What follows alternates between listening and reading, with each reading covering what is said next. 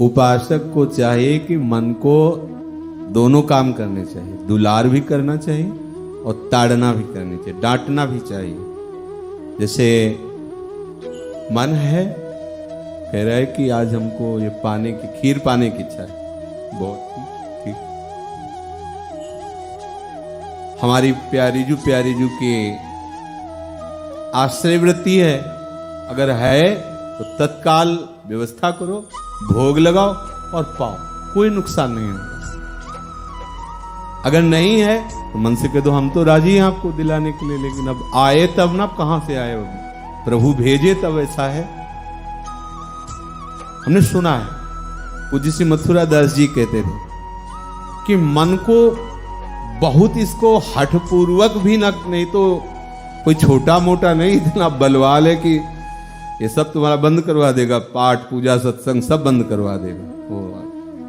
थोड़ा जैसे देहाती भाषा में अड़ियल घोड़े को बहुत प्यार दुलार से ऐसा बनाया जाता है कि हमारी एड़ी का इशारा समझ जाए, ऐसे मन को शास्त्र सम्मत अगर ये मांग कर रहा है तो इससे ज्यादा कठोरता भी बर्ताव ना करो, धीरे धीरे आगे चलकर वो निर्मल हो जाएगा।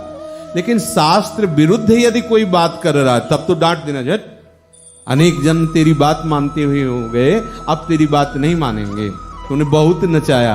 गोस्वामी जी कह रहे हैं अब लो नशानी अब ना नसे, बहुत समय नष्ट करवा दिया है मन, अब नहीं। लेकिन यदि सात्विक कोई बात शास्त्र सम्मत कह रहा है तो उसकी बात सुन भी लेनी चाहिए, तभी वो आपके अधीन होगा। आप सुनो ही नहीं, केवल डांटते ही रहो तो फिर वो अपना रूप प्रकाशित कर, जब रूप प्रकाशित करेगा तो डांटना भूल जाओगे। सब देख लो, सबके पास है और सबको नचाता है अपने अधीन किए हुए। बोले आज सत्संग में क्यों नहीं गए? मन नहीं लग रहा था। वो मन नहीं कहा, मन है ये अगर ठान ले तो अभी प्रियालाल के अनुराग में डुबो दे, और ठान लेना तो अभी विषयी बना दे। इसकी बहुत बड़ी ताकत है। योग वासिष्ठ में लिखा हुआ है कि हिमालय पर्वत को उठाना हम सहज समझते, लेकिन मन को वश में करना इससे भी कठिन माना गया है। लेकिन नाम जापक प्रभु की कृपा बल से सहज में इसे जीत लेता है। बस ये आप पद्धति सीख लें इसके जीतने की।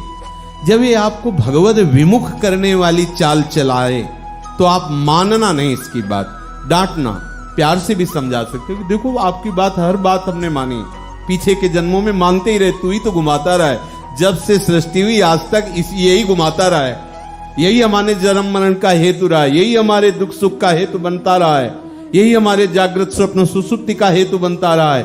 अब नहीं। और अगर शास्त्र सम्मत कोई परमार्थ, ये कभी कभी भजन के लिए भी तो कहता है, देखो ना, कभी कोई कहता है आज हमारा गाने का मन है, आज भजन का मन है। ऐसा नहीं कि नहीं कहता, ऐसा नहीं है, कोई भी नहीं कह सकता। कभी कभी मन होता है किसी की सेवा करने का, भजन करने का, सद्भाव, इसको शाबाशी दो, बहुत सुंदर, अच्छी बात कही। अच्छा पाठ करना है, बैठते हैं मंजीरा लेके, अभी शुरू करते हैं उसके अनुसार। अब वो कह रहा है पाठ हो, आप कहोगे नहीं जप, वहां लड़ाई नहीं लड़नी। अगर ये कह रहा है कि हम जप में डूब रहे हैं और आप कहो पाठ करो तो लड़ाई हो जाएगी ना। तो अगर आप वाणी पाठ में भी बैठे हो तो अगर वो जप कह रहा है तो जप में डूब जाओ, क्योंकि वो कह रहा है, वो आपको सहयोग देगा। इतना माइक बजने पर भी आप जप में होंगे। देखा है हमने इसकी रति, देखी इसकी। जैसे सत्संग हो रहा है लेकिन आपको अगर कोई कहीं मन, तो वो भगा जाएगा, यहां से भी भगा लेगा, वहां ले जाएगा। बहुत सावधानी से इसकी सत वृत्ति को बढ़ावा दो और असत वृत्ति में फटकार लगाओ इसको। नहीं नहीं मानना, बहुत गंदी बात तू कह रहा है, नहीं नहीं। पर यह तभी हो सकता है जब आप समझो कि आप अलग हो, मन अलग है।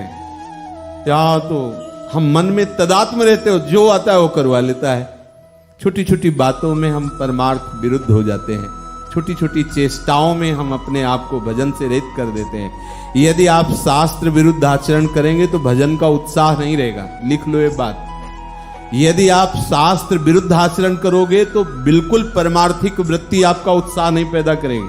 और यह उत्साह से होता है, भावोत्सव, प्रेम सहित हुलसात सेवा श्यामा श्याम की जय मन यही भांति, मन यही भांति दिन दिन प्रति अनुराग सो। इसी से तो सेवा होती है। सावधान रहे, हर समय झाड़ू लगाते रहें।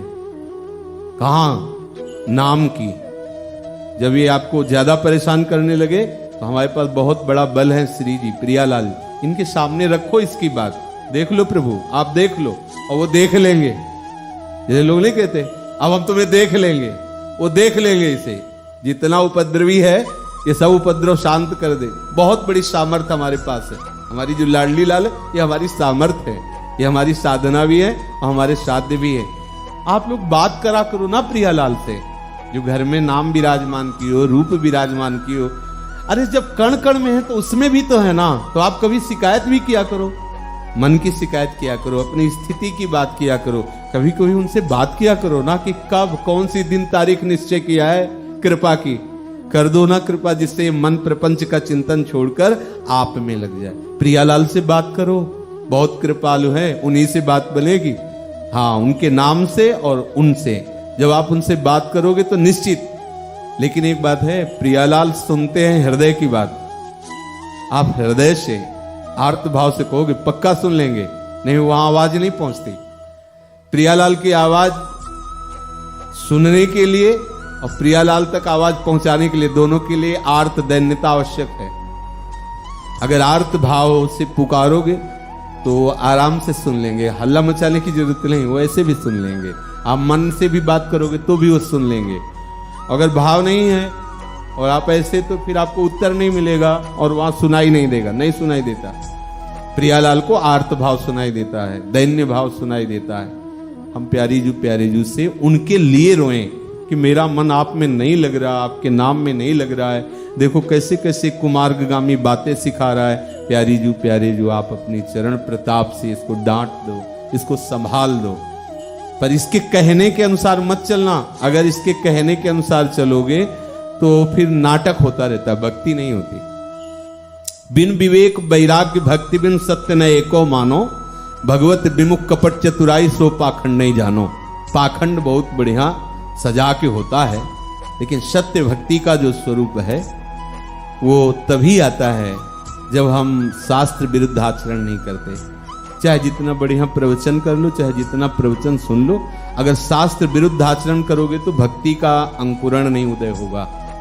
तस्मात् शास्त्रम प्रमाणम ते कार्याकार्यो व्यवस्थितो। डरते रहो कहीं मन तुमसे कोई कुमार्गगामी आचरण न करा ले, कहीं मन भगवत विमुख न कर दे। इसलिए इसको डांटते रहो, फुसलाते भी रहो और खूब नाम जप करो, तो नाम बल से ठीक हो जाएगा। नाम बल बहुत बड़ा है, नाम जप से ऐसी सामर्थ्य आती है कि इसे ठीक कर दिया जाता है।